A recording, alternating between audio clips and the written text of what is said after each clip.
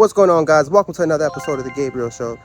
Now, for those of you that don't know, I work as an ICU nurse, and today I just want to share a quick story with you guys. Hopefully it helps one of you guys, hopefully it touched one of you guys, but I feel like it's important that I share this story. So the other day at work, I had 2 admissions, and you know what sucks about these admissions? They both were comfort care. Comfort care basically means they're going to die. Like, that's what they choose to do. You know, they didn't choose that right out the gate, but as the situation became more detrimental, they both decided to be comfort care. For HIPAA purposes, I'm going to name patient 1 Rob and patient 2 Joe. So let's talk about patient 1, Rob. So Rob, oh my gosh, man. You know, first things first, when I was doing Rob's admission, I've never seen, because you have to go through the patient's belongings, right?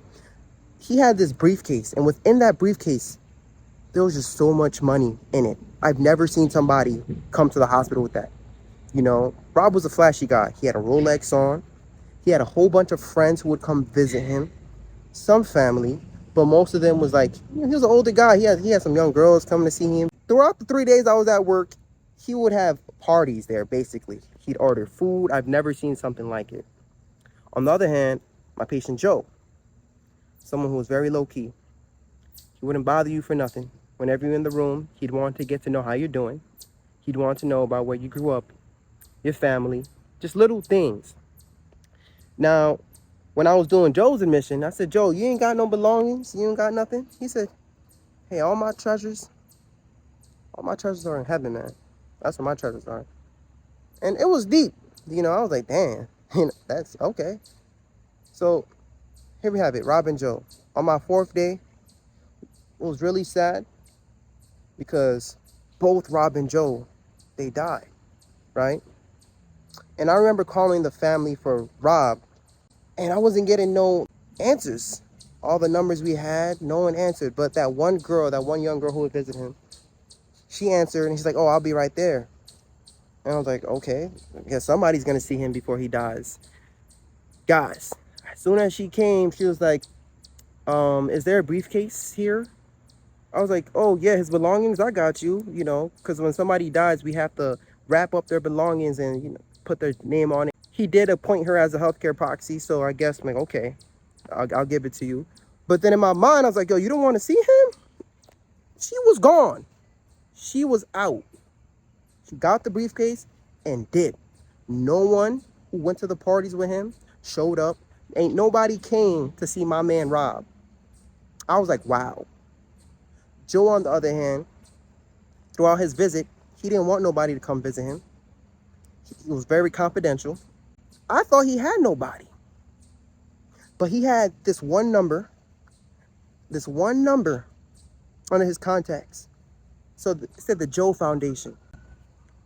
The Joe Foundation, what is that about? So I called that number, and it was like I had to be on hold. I didn't know what was going on. I finally said, hey, I'm just calling to let you guys know that Joe passed. And then they said, okay, we understand. Thank you for calling. One of our people will be there, blah, blah, blah, yada, yada, yada.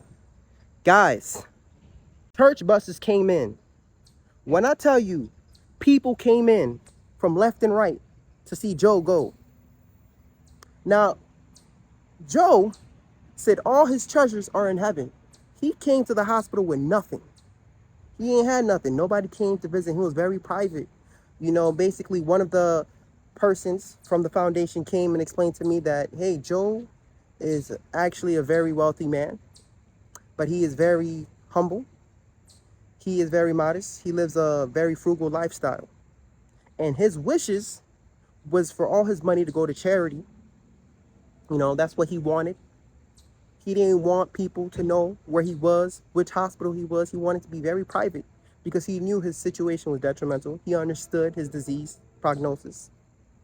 So this was his wish. So they wanted to just, you know, allow his will be done. And I sat there, you know, after I wrapped them up in the body bags, after I gave the briefcase over to them, one thing I looked at and I realized was neither one of them had $1. I didn't put not $1 in either one of them. In the body bag, It was their body, their flesh, and the toe tag on their toe. And I zipped them up. That's it. They did not go with $1. See, some of you guys are focused on the wrong thing. Who is a rob today? Who is a rob today? Who is robbing you? See, this earth is going to have you prioritizing materialistic possessions, money. It's going to make you want to chase things that don't even matter. Because when you die, you can't take $1 with you. In working in the ICU, the one thing I learned is that there is life and there is death. You are going to die. See, Joe, I felt like Joe realized this a long time ago. Because whenever I went in that room, Joe would just talk to me. He'd always have a scripture. He'd always say something spiritual. He said, all my treasures are in heaven. What are you living for? What are you living for? Now, I know you see this world's going crazy right now. It's going nuts. I can't even watch the news. Russia, Ukraine. There's so much drama. But listen, I stopped worrying. I stopped having anxiety. You know why? I read Revelations. If you go in the Bible and you read the final chapter of the Bible, God tells you what's going to happen. He is the Alpha and the Omega. Why should I be surprised when things get worse? Things are going to get worse. But the problem is, a lot of people is like Rob right now. A lot of people is more focused on the treasures on this earth. A lot of people is just focused on the materialistic things that don't mean nothing. When you die, you can't go with nothing. And I realized that, and I said, you know what? I got to get my life right with God. Because all the treasures I want, whatever I accumulate, my net worth, I want it to grow in God, not in the materialistic things on this earth. Yes, money is good. Money is great. Joe had a lot of it. But I feel like what God truly gave him was wisdom.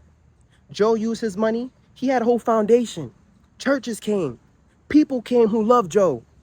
Everybody loved Joe. Joe was a private man, humble man. Ain't nobody knew he was at the hospital. He didn't want that attention. He didn't care about that attention. And you know what's the problem nowadays? We have like syndrome. Do you know what's like syndrome? All right. Take a picture right now. Post it on your Instagram. Right? Make a video up right now. Post it on your YouTube. Our problem is we post it and we're more focused on the likes. We want to know who's liking this video. We look at these likes and then we say, all right, these likes is equal to our value. If we don't have a lot of likes, if we don't have a lot of views, we are not valuable. But that is not true. We are all children of God. We are all valuable. You are valuable. So that's something you have to be aware of. You see, Joe, he understood like syndrome. He didn't care about that. He didn't want that attention. He didn't want nobody coming in and praising him. Meanwhile, he was richer than Rob. What is robbing you of your attention right now? Listen, focus up, stay prayed up, and I hope this video touched at least one person to just change your priorities. You see, I feel like I'm having a spiritual awakening. I am not a pastor. I'm not qualified to be a pastor, but one thing I learned is that you have to put God first and not these materialistic things. It doesn't mean nothing. You can't go with nothing. One thing I'm happy about right now is although I work as an ICU nurse and although I see death every day, God has blessed me with life. I have a son who is on the way, 4 weeks away. And I feel like these things I'm learning about myself, I get to see the world in full circle as an ICU nurse. Because I get to see death, but God has blessed me and my family and my wife with life. See, it's my goal. It is my goal to get my son into heaven, not Harvard. I'm going to teach my son everything he needs to know about finances, but how to not be obsessed with money, how to not care about money, how to not chase money, but to chase God. I'm going to teach him how to give. I'm going to teach him how to put God first. I'm going to teach him the importance of money, but not to value it. Value your family.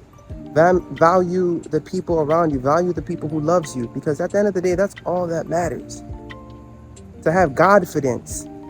To not worry about the world. To be yourself. So, hey, Guys, this is where my mindset is at. This is why I've been gone. I feel like I'm going through a spiritual awakening, and I hope this video gets to touch at least one person. One person. If you heard the message, if you heard the story, and you like it, like, share, and subscribe. Share it to somebody. I hope this was a blessing to you. I hope this helped somebody, at least one person. If this helped one person, I'll be really happy. But anyways, peace.